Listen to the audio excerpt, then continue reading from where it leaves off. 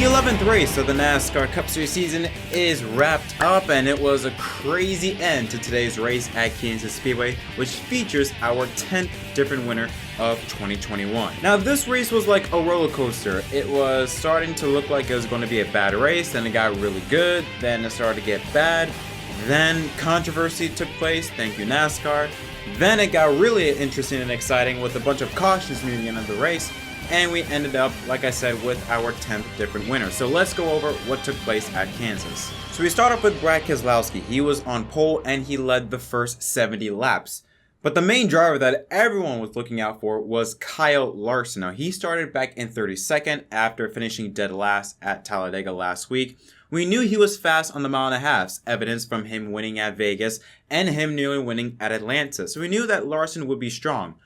But man, was he flying. Like I said, he started 32nd. He was already up inside the top 10, the top 5, probably halfway into stage number 1. He was that quick. You also had Tyler Reddick, who was up near the mix, running the top lane. We expected him to run well at tracks like Kansas that sort of forces you to run right up against the wall, these multi-groove type tracks, as well as William Byron, who was also running good on the mile and a half as evidence of him winning at Homestead back in race number 3. So those were all contenders, but while Keselowski was leading, Byron was running in second. Now, we all knew that Byron had a faster car, and it showed. Byron was eating away at Keselowski's lead.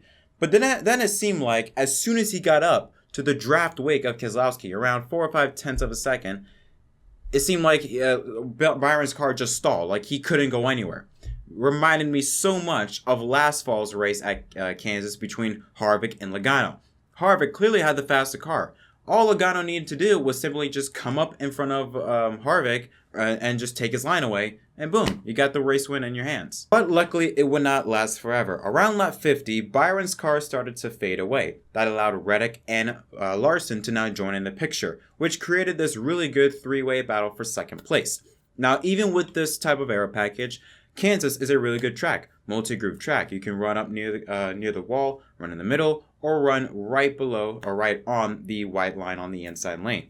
So we saw a lot of, different drivers going different lanes, some pretty good racing. Larson would eventually move into second. Now, unlike his teammate Byron, Larson put up a fight. Larson was really on the inside lane, Keselowski up top. Larson the entire time was trying to use the inside lane to pull a slide job move, but Keselowski, with his momentum on the top lane, was able to hold his ground and hold the lead.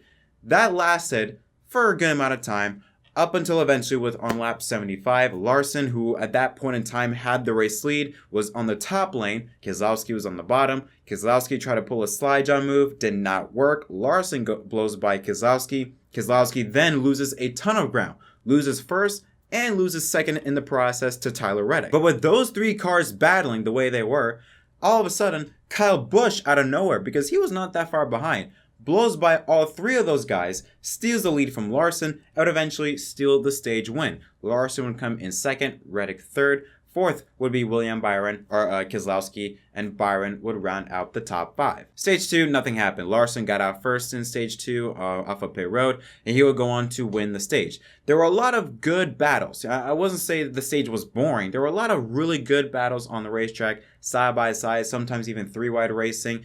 But it took place in the middle of the pack. You had different drivers, going down to the inside or below the apron to try and make a pass on the front stretch. It was a lot of good racing, but not really nothing in terms of storylines to come out of it. It was just a entertaining stage from a racing perspective. So like I said, Larson leads, Busch is second, Hamlin third, Keselowski fourth, and Elliott in fifth.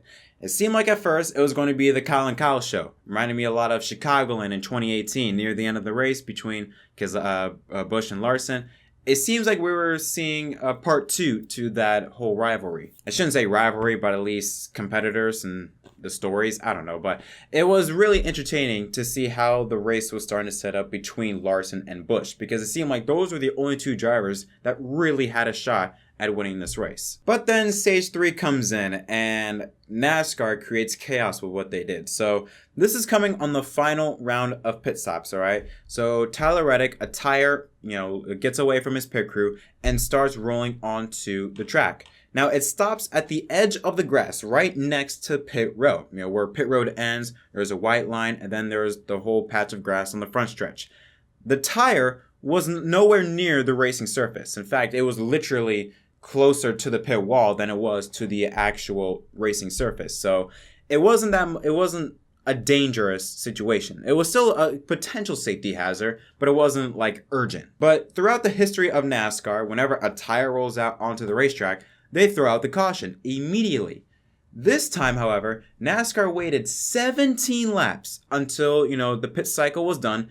As soon as the pit cycle was finished, they threw the caution out, which threw a frenzy, to say the least, on social media. Now, there were some people that were defending NASCAR's decision to wait so long, because if NASCAR were to throw the caution out right away, then you would see drivers purposefully, maybe rolling their tires out on the track on purpose in order to get a caution so it could benefit their strategy. While I understand that, I'm pretty sure Reddick was not in a situation where he needed a caution.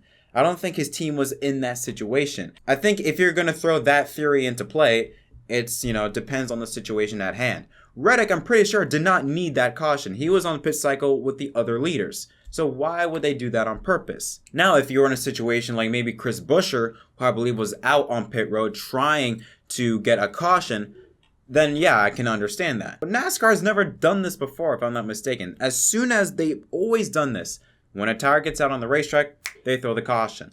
Why they decided to wait 17 laps to throw the caution boggles my mind. Part of me feels like they were trying to maybe fix the race, and because they have been known to do that in the past. Look at Daytona this year. They made a caution for rain when there was really no rain in the area. So it won't be surprising if NASCAR, maybe, had a bit of a hand in this, or maybe throw a caution in order to get the field bunched up. Because during that time, it was a long green flag run in stage number 3, and the racing just wasn't entertaining. There was nothing going on. The field was completely spread out.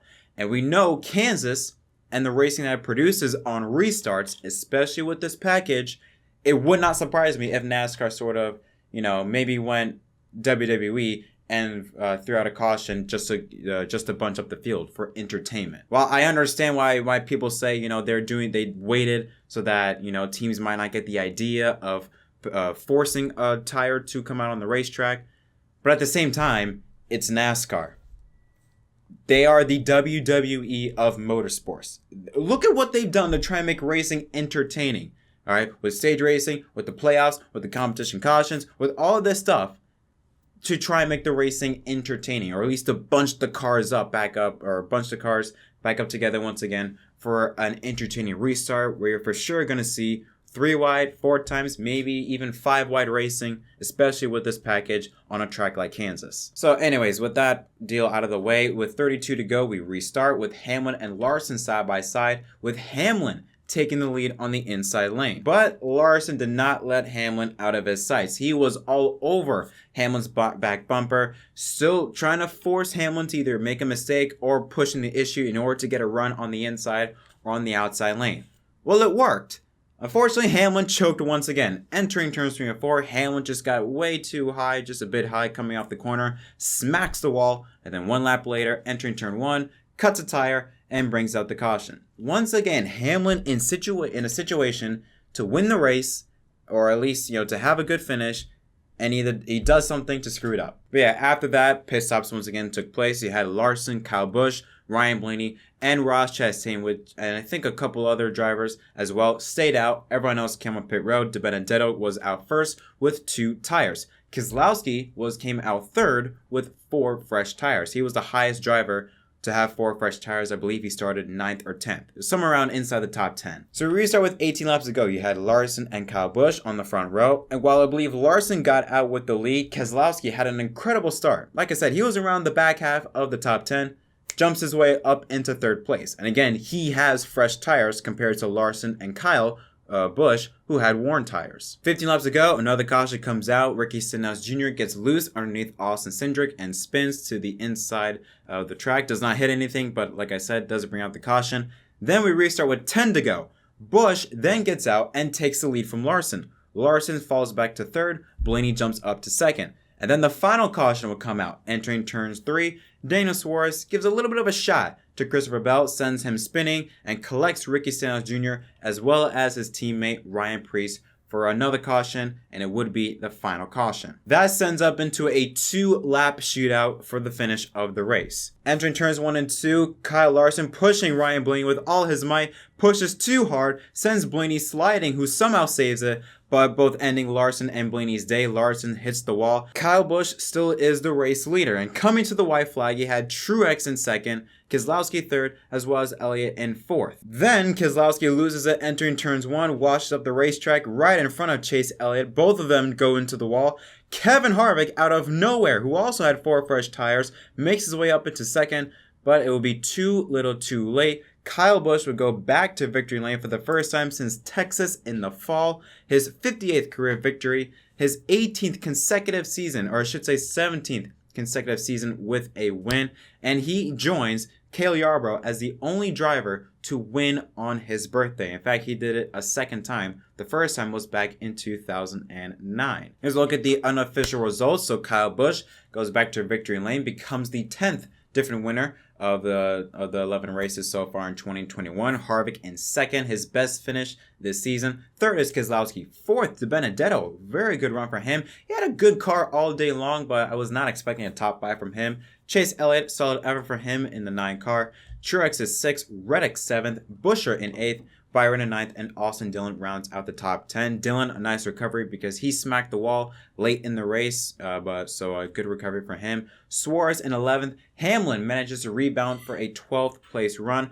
13th was McDowell, 14th Chastain, 15th Kurt Busch, 16th Newman, 17th Logano, 18th Bowman, Larson 19th, and Chase Briscoe rounds out the top 20. Here are some other notables. Blaney 21st, his teammate Cindric 22nd, 24th is Custer, 25th Jones, Wallace 26th, Bell 28th, and Eric Almirola in 29th.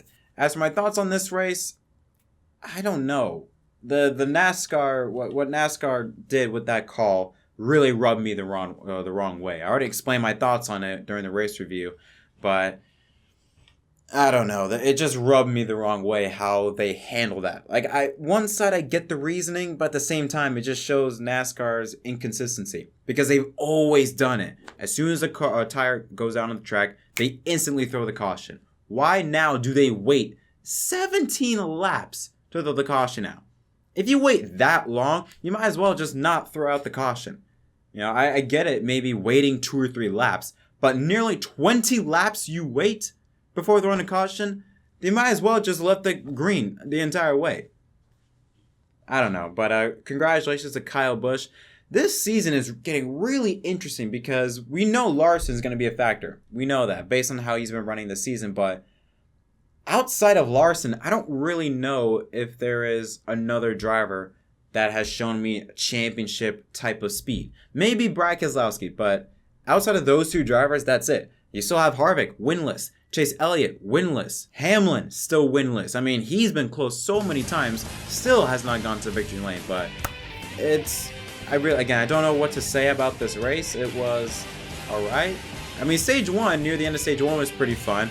Stage 2 was alright. Stage 3, the first part before the pit stops took place was pretty boring, but I guess the ending of the race was pretty exciting with all those cautions coming out, so I don't know. What are your thoughts on this race? I thought it was okay. There were some good moments, but I don't know. That NASCAR thing is the decision that NASCAR made is really rubbing me the wrong way, but that is my thoughts on it. What are your thoughts on this race? Did you like it? Did you not? Congratulations to Kyle Busch, your winner at Kansas. We will see you next time.